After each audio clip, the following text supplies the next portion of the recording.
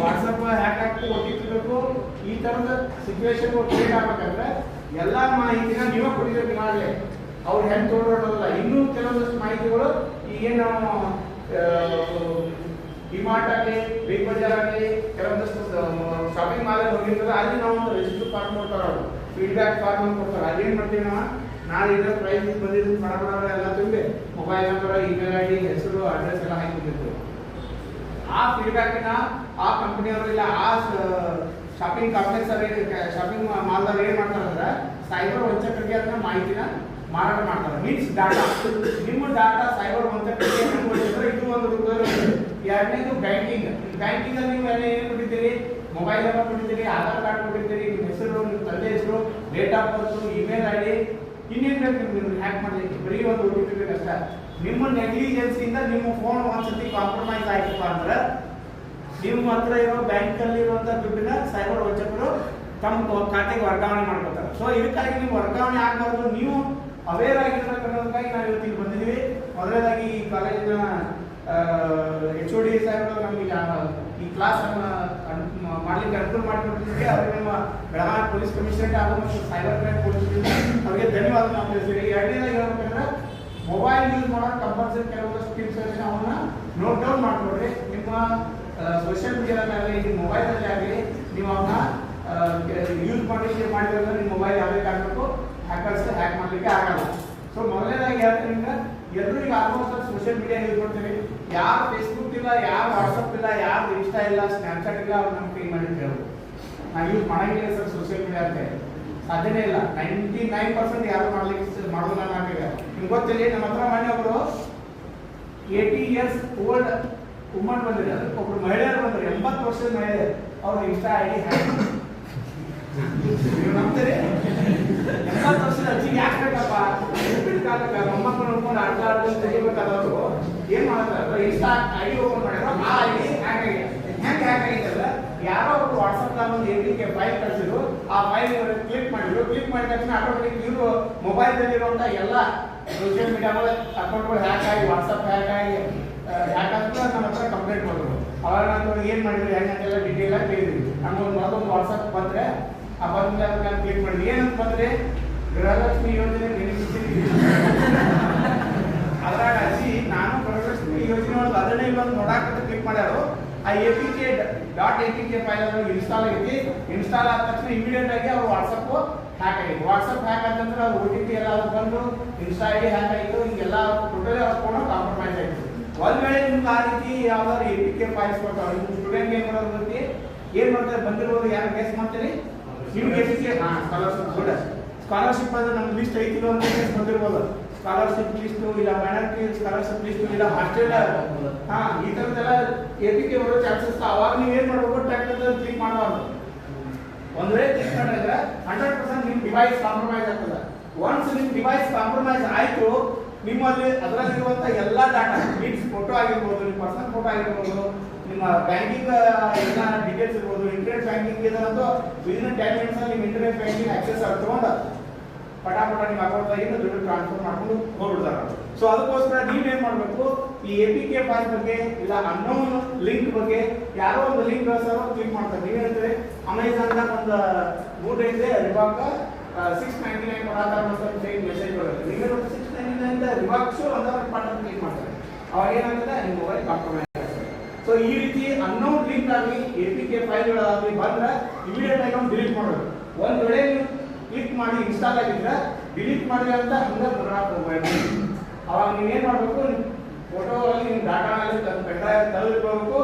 ಆಮೇಲೆ ಏನು ಮಾಡಬೇಕು, ಮೊಬೈಲ್ನ ಫಾರ್ಮ್ಯಾಟ್ ಮಾಡಬೇಕು. ಅದರಿಂದ ಕುಕೀಸು ಎಲ್ಲೋ ಒಂದು ಕಡೆ ಕೂತಿರ್ತದೆ. ಒಂದ್ಸತಿ APK ಫೈಲ್ ಇನ್ಸ್ಟಾಲ್ ಆದ್ರೆ ಅದು ಕುಕೀಸ್ ಒಳಗಡೆ ಕೂತಿರ್ತೈತಿ, ಅದು ನೀವು ಡಿಲೀಟ್ ಮಾಡಲಿಕ್ಕೆ ನಿಮ್ಗೆ ವಿಸಿಬಲ್ ಆಗೋದಿಲ್ಲ. ಸೊ ಅದಕ್ಕೆ ಅವಾಗ ಏನು ಮಾಡಬೇಕು, ಫ್ಯಾಕ್ಟ್ರಿ ರೀಸೆಟ್ ಇಲ್ಲ ಫೋನ್ ಪ್ಯಾಕ್ ಆಗಿರ್ಬೋದು, ಇದ್ರ ಬಗ್ಗೆ ರಿಲೇಟೆಡ್ ಆಗಿ ನೀವು ಕಂಪ್ಲೇಂಟ್ ಮಾಡ್ಬೇಕಂದ್ರೆ ಪೊಲೀಸ್ ಸ್ಟೇಷನ್ ಬರೋದು ದೂರ ಆಗ್ತದೆ, ನಮ್ಗೆ ಹೆದರಿಕೆ ಆಗ್ತದೆ ಅಂತವ್ರು ಏನು ಮಾಡಬೇಕು, 1930 ನಂಬರ್ ಯಾವ ಎಲ್ಲ ನೆನಪಿರ್ಬೋದು. ಎಲ್ಲಿವರೆಗೂ ಇಂಟರ್ನೆಟ್ ವರ್ಲ್ಡ್ ಇಂಟರ್ನೆಟ್ ಜಗತ್ತಿರ್ತದ ಅಲ್ಲಿವರೆಗೂ ಈ 1930 ಅನ್ನೋದು ನಂಬರ್ ಇದ್ದೇ ಇರ್ತದೆ. ಮೊದಲು ನೀವು ಆಂಬುಲೆನ್ಸ್ ಫೋನ್ ಮಾಡ್ಬೇಕಾದ್ರೆ ಯಾವ ನಂಬರ್ ಮಾಡ್ತೀರಿ, 108. ಅದ್ರ ಮುಂಚೆ ಪೊಲೀಸಿಗೆ ಮಾಡ್ಬೇಕಂದ್ರೆ ಯಾವ ನಂಬರ್ ಮಾಡ್ತೀರಿ, ಈ 112. ಮೊದಲು 100 ಅಂತಿತ್ತ, ಈಗ 112 ಆಗಿದೆ. ಹಂಗ ಈ ಸೈಬರ್ ಸಂಬಂಧಪಟ್ಟಂಗ 1930 ಈ ನಂಬರ್ನ ನೀವು ಯಾವಾಗಲೂ ನೆನಪಿಟ್ಕೊಳ್ಳಿ. ನೀವು ಅಷ್ಟೇ ಅಲ್ಲ, ನಿಮ್ಗೆ ಗೊತ್ತಿಲ್ಲದೆ ಯಾರಾದ್ರೂ ದುಡ್ಡು ಕಳ್ಕೊಂಡಿದ್ರ ಇದರ ಫ್ರಾಡ್ ಒಳಗಾಗಿದ್ರೆ ನೀವು ಏನ್ ಮಾಡ್ಬೇಕು, ಅವ್ರು ಇಮಿಡಿಯೇಟ್ ಆಗಿ 1930 ಅದರಲ್ಲಿ ಗೋಲ್ಡನ್ ಅವರ್ ಅಂತಿದೆ. ಎಕ್ಸಾಂಪಲ್ ಈಗ 12 ಗಂಟೆ ಆಯ್ತು, 12 ಗಂಟೆಗೆ ನಿಮ್ದು ದುಡ್ಡು ಕಳ್ಕೊಂಡಿದ್ದೀರಿ ನೀವು. ವಿದಿನ್ 1 ಅವರ್ 1 ಗಂಟೆ ಒಳಗಡೆ ನೀವು ಏನಾದರೂ 1930 ಕಾಲ್ ಮಾಡಿದ್ದ ಆಯ್ತಪ್ಪ ಅಂದ್ರೆ ನಿಮ್ಗೆ ಎಲ್ಲ ದುಡ್ಡು ಉಳಿಯೋ ಸಾಧ್ಯತೆ ಇದೆ. ನೀವು ಎಷ್ಟು ಡಿಲೇ ಮಾಡ್ಕೊಂಡು ಹೋಗ್ತೀರಿ ಅಷ್ಟು ಪರ್ಸೆಂಟೇಜ್ ದುಡ್ಡು ಕಡಿಮೆ ಹೋಗಿ ಸಿಗ್ತಾವೆ. ಇಂಥವು ಭಾಳ ಎಕ್ಸಾಂಪಲ್ಸ್ ಇದಾವೆ ನಮ್ಗೆ. ಸೊ ಅದನ್ನೆಲ್ಲ ನಿಮ್ಗೆ ಹೇಳಕ್ಕೆ ಭಾಳ ಟೈಮ್ ಇಲ್ಲ. ಅದು 1 by 1 ಸಣ್ಣ ಸ್ಲೈಡ್ ಆಗಿ ಹೇಳ್ತಾ ಇದ್ದೀನಿ. ಈಗ ನೀವೆಲ್ಲರೂ ಏನು ಮಾಡ್ತೀರಿ, ಗೂಗಲ್ ಪಾಪನ್ನು ಎಷ್ಟು ಮಂದಿ ನಂಬಿದಿರಿ? ಗೂಗಲ್ ಪ್ರತಿಯೊಂದು ವಿಷಯನೂ ನೀವು ಸರ್ಗಳು ಕೇಳ್ಕೊಂಡು ಮಾಡಂಗಿಲ್ಲ, ಟ್ಯಾಕ್ ಅಂತ ಗೂಗಲ್ದಾಗ ಹೊಡಿತಾರೆ. ಯಾವುದೋ ಕೆಮಿಸ್ಟ್ರಿ ಬೇಕು ಮೆಥಡ್ ಯಾವುದೋ ಒಂದು ಸೊಲ್ಯೂಷನ್ ತೆಗೆದುಕೊಂಡು ಗೂಗಲ್ದಾಗ ಹೊಡ್ತೇವೆ. ಅದೇ ರೀತಿ ನೀವು ಏನು ಮಾಡ್ತೀರಿ, ನಮ್ಮಲ್ಲಿ ಒಂದು ಆಗಿರೋ ಇನ್ಸಿಡೆಂಟ್ ಇಲ್ಲೇ ನಾವು ಕಾಲೇಜ್ ಹೆಸರು ಹೇಳಲಿಕ್ಕೆ ಇಷ್ಟಪಡಲ್ಲ. ಇಲ್ಲೇ ನೇರು ನಗರದವ್ರು ಅವ್ರು ಏನು ಮಾಡ್ತಾರೆ, ಡ್ಯೂಟಿ ಮುಗಿಸ್ಕೊಂಡು ರಾತ್ರಿ ಬರ್ತಾರೆ. ಸ್ಟೂಡೆಂಟ್ ಅವರು ನರ್ಸಿಂಗ್ ಸ್ಟೂಡೆಂಟ್ ಇರ್ತಾರೆ, ಅವ್ರು ಡ್ಯೂಟಿ ಮುಗಿಸ್ಕೊಂಡು 11 ಗಂಟೆಗೆ ಬರ್ತಾರೆ. ಬಂದಾಗ ಮನ್ಯಾಗ ಏನೋ ಅಡುಗೆ ಅಂದ್ರೆ ಅವ್ರು ಏನು ಮಾಡ್ತಾರೆ, ಸ್ವಿಗ್ಗಿ ಒಳಗೆ ಒಂದು ಆರ್ಡರ್ ಮಾಡ್ತಾರೆ. ಆರ್ಡರ್ನ ಬರ್ತದೆ, ಡೆಲಿವರಿ ಬಾಯ್ ಡೆಲಿವರಿ ಮಾಡ್ತಾನೆ. ಡೆಲಿವರಿ ಮಾಡಿದ ನಂತರ ಏನಾಗ್ತದೆ, ಓಪನ್ ಮಾಡಿ ನೋಡ್ತಾರೆ, ಪೇಮೆಂಟ್ ಆಗಿರ್ತೈತಿ ಎಲ್ಲ ಇರ್ತೈತಿ. ಓಪನ್ ಮಾಡಿ ನೋಡಿದಾಗ ಅದ್ರಾಗ ಬಿರಿಯಾನಿ ಮಾತ್ರ ಇರ್ತದೆ, ಲಿಂಬು ಕಾಂದ ಇರಂಗಿಲ್ಲ. ಲಿಂಬು ಕಾಂದ ಇಲ್ಲಲ್ಲ, ಏನು ಮಾಡ್ತಾರೆ, ಈ ಗೂಗಲ್ ಹೋದಕ್ನ ಆ ಹೋಟೆಲ್ ಹೆಸರಾಗಿ ಕಸ್ಟಮರ್ ಕೇರ್ ನಂಬರ್ ಅಂತ ಸರ್ಚ್ ಮಾಡ್ತಾರೆ. ಅದ್ರಾಗ ಟಾಪ್ ಒಂದು ಮೊಬೈಲ್ ನಂಬರ್ ಬರುತ್ತೆ. ಆ ಮೊಬೈಲ್ ನಂಬರ್ ಡಯಲ್ ಮಾಡ್ತಾರೆ. ಅದು ಯಾರಿರ್ತೈತಿ, ಸೈಬರ್ ವಂಚಕರ ಹತ್ರ ಆಗುತ್ತೆ, ಸೈಬರ್ ಫ್ರಾಡ್ಸ್ಟರ್ ಹತ್ರ ಆಗುತ್ತೆ. मैडम हमारा रेस्टोरेंट की तरफ से आपको माफ़ी चाहता हूँ, प्लीज़ आपको जो नींबू कांदा का पैसा जो है ना आपको रिफंड कर देता हूँ, एक OTP आता है बोल दो ಅಂತ. ಹುಡುಗಿಗೆ ಕೇಳಿದಾಗ ನನಗೆ ಎದುರಿ ರೊಕ್ಕ ರಿಫಂಡ್ ಮಾಡ್ತಾ ಅಂತ ಹೇಳಿ OTP ಹೇಳ್ಬಿಡ್ತಾವ. ಅವಾಗ ಏನಾಗುತ್ತೆ, ಇಮಿಡಿಯೇಟ್ ಆಗಿ 32,000 ರೂಪಾಯಿ ಕಟ್ಟಾಗ ಮೂಲೆಗಿದ್ದೆ 2 ಉಳ್ಳಾಗಡ್ಡಿ ಲಿಂಬು ಅಂತಿದ್ರೆ ಹಿಂಗೆ ಕೆಲವೊಂದು ಡಿಸ್ಕಸ್ಟಿಂಗ್ ವಿಷಯಗಳು ನಮ್ಮ ಹತ್ರ ಮಾಡ್ತಾವೆ. ಅದಕ್ಕೆ ನೀವು ಹೇಳೋದೇನ, ವಿ ಆರ್ ನಾಟ್ ಎಕ್ಸ್ಪರ್ಟ್ ಇದು, ನಾವು ಇದನ್ನ ಯಾಕೆ ಟ್ರ್ಯಾಕ್ ಮಾಡೋಕ್ಕಾಗಲ್ಲ ಅಂತ ಅನ್ಕೊಳ್ಬೋದು. ಮೊದಲನೇದಾಗಿ ಹೇಳ್ತೀನಿ, ಈ ಹುಡುಗಿಯಿಂದ ಮೊಬೈಲ್ ನಂಬರ್ ವರ್ಕ್ ಆಗಿರೋದು ಡೆಲ್ಲಿ ಆಸ್ಪಾಸ್ ಆಗಿರ್ತದೆ. ಅವ್ರದ್ದು ಅಕೌಂಟ್ ಇರೋದು ತಮಿಳುನಾಡಾಗಿರ್ತದೆ, ಅವ್ರದ್ದು ಸಿಮ್ ಅಡ್ರೆಸ್ ಇರೋದು ಕರ್ನಾಟಕದಾಗಿರುತ್ತೆ. ನಾವು ಯಾವ ಕಡೆ ಹೋಗ್ಬೇಕು, ಯಾರು ಹಿಡಿಬೇಕು. ಸೊ ಹೀಗಾಗಿ ಈ ಥರ ಒಂದು ಸಿಸ್ಟಮೆಟಿಕ್ ಆಗಿ ನಡೀತಾ ಇದೆ ಸೈಬರ್ ಫ್ರಾಡ್ ಅನ್ನೋದು, ಬಹಳ ಸಿಸ್ಟಮೆಟಿಕ್ ಆಗಿ ನಡೀತಾ ಇದೆ. ಅದರಿಂದ ನಾವು ತಪ್ಪಿಸ್ಕೊಳ್ಳೋಕೆ ಒಂದೇ ಒಂದು ಮಾರ್ಗ, ಈ ಸೈಬರ್ ಕ್ರೈಮ್ ಬಗ್ಗೆ ಅವೇರ್ನೆಸ್ ಎಲ್ಲರಿಗೂ ಇರಬೇಕು.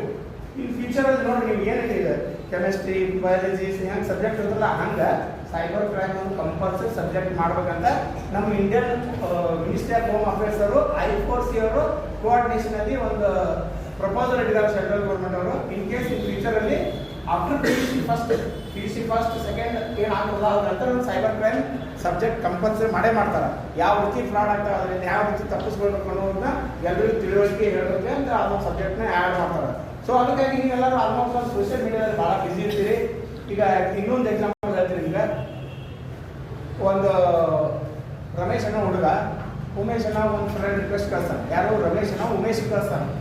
ರಮೇಶ್ ಇದ್ದಾವ ಉಮೇಶನ ಆಲ್ರೆಡಿ ಮುಂಚೆ ಪರಿಚಯ ಇರ್ತಾನೆ, ಬೇಡ ಇವರು ಕ್ಲಾಸ್ಮೇಟ್ಸ್ ಇರ್ತಾರ. ಅವ್ರು ಭಾಳ ದಿವಸದಿಂದ ಗ್ಯಾಪ್ ಆಗುತ್ತೆ, ಇಬ್ರು ಪರಿಚಯ ಇರೋದಿಲ್ಲ. ಇಲ್ಲ ಆಲ್ರೆಡಿ ಫೇಸ್ಬುಕ್ಕಲ್ಲಿ ಅವ್ರು ಪರಿಚಯ ಇದ್ದೇ ಇರ್ತಾರೆ. ಅವ್ರು ಆ ರಮೇಶ್ ಇದ್ದಾವ ಕಳಿಸಿದ ತಕ್ಷಣ ಏನಂದ್ರೆ, ನನ್ನ ಹಳೆ ಫ್ರೆಂಡ್ ನನ್ನ ಚೈಲ್ಡ್ಹುಡ್ ಫ್ರೆಂಡ್ ನಾವು ನೀವೇನು ಮಾಡ್ತಾನೆ, ಎಕ್ಸೆಪ್ಟ್ ಮಾಡಿದಾಗ ರಮೇಶ್ ಇದ್ದಾನ ಹೇಳ್ತಾನೆ, ದೋಸ್ತ ನಮ್ಮ ಫಾದರ್ ಹಿಂಗೆ ಹಾಸ್ಪಿಟಲ್ ಅಡ್ಮಿಟ್ ಮಾಡೀವಿ, ನಮ್ಗೆ ಎಮರ್ಜೆನ್ಸಿ 5,000 ಕೊಟ್ಟು ನಾನು ಸಾಯಂಕಾಲ ನಿಮ್ಗೆ ವಾಪಸ್ ರಿಟರ್ನ್ ಮಾಡ್ತೀನಿ ಅಂತಲ್ಲ.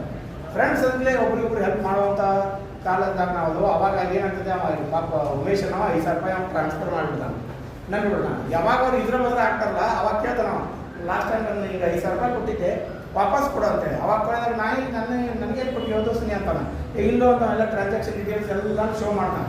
ಶೋ ಮಾಡಿದ್ರೆ ಈಗ ನನ್ನದು ಐಡಿನ ಅಲ್ಲ, ನಂದು ಬೇರೆ ಐಡಿ ಐತೆ ಅಂತ ಹೇಳ್ತಾನೆ. ಅವಾಗ ಗೊತ್ತಾಗ್ತದೆ ಇದು ಫೇಕ್ ಐಡಿ ಅಂತ. ಈಗ ಮತ್ತೆ ರಮೇಶಿನ ಉಮೇಶ್ ಫ್ರೆಂಡ್ ಅದಾನ ಅಂತೇಳಿ ಫ್ರಾಡ್ಸ್ಟರ್ಗೆ ಹೆಂಗೆ ಗೊತ್ತಾಯ್ತು, ಯಾರು ಹೇಳ್ತೀರಿ?